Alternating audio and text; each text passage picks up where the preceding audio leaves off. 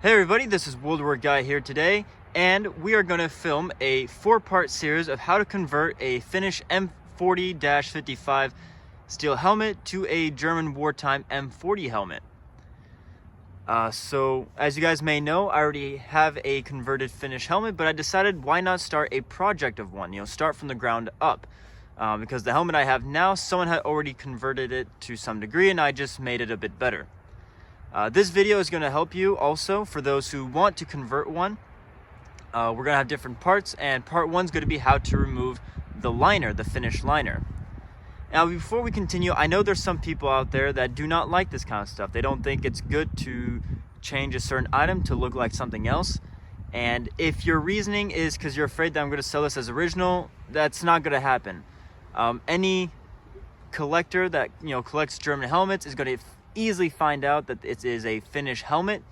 One reason is because of lack of helmet markings, and the other reason is the vent holes are slightly different than wartime ones, and when you hold a Finnish helmet, the steel feels a bit different than the German wartime ones. Not sure how to describe it, but it's just something you feel when you hold it.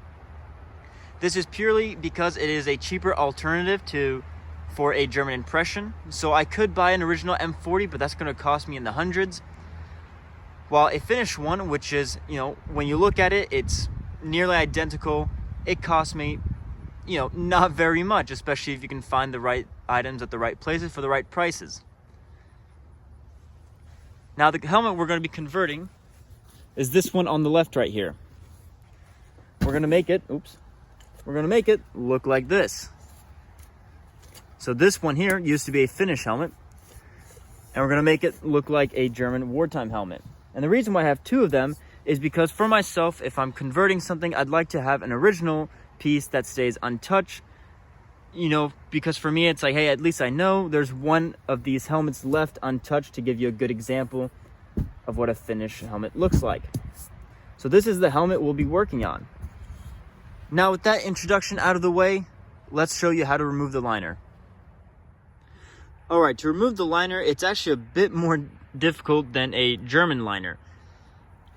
It is the same idea. You still have these split pins that go on these holes right here, and you have to undo them and pull them out. The only problem is that the Finnish really use some really strong split pins.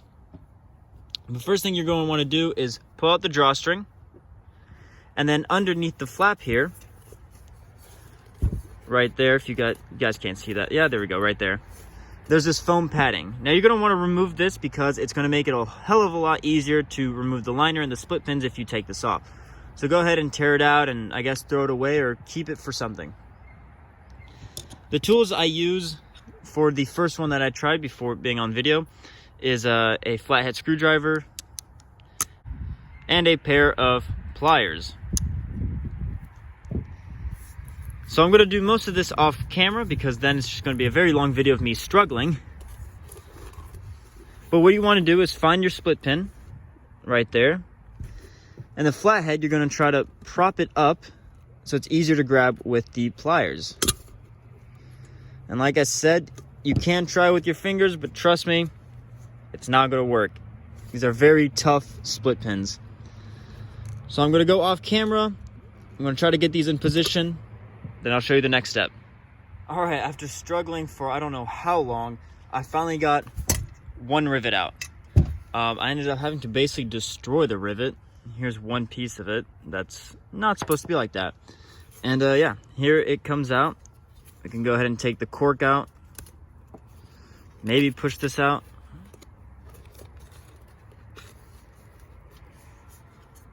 It's not coming out, but I'm not going to worry about it. It was kind of a bitch anyways.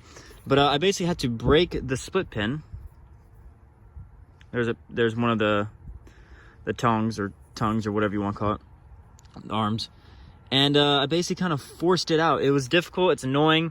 Some people do drill holes in them. I personally don't want to, but that is your choice. But yeah, prepare to struggle a bit with some of these split pins. But that being said, let's go ahead and remove the last one. All right, so that last one wasn't too bad. There it is.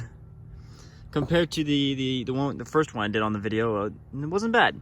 But now you have all the split pins taken out, and it should just pop right out. So we can toss this to the side. Don't worry, I'll pick it up. I don't throw the stuff away.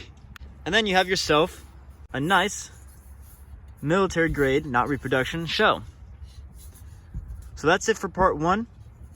Part 2 is going to be painting it. I hope this video helped you guys.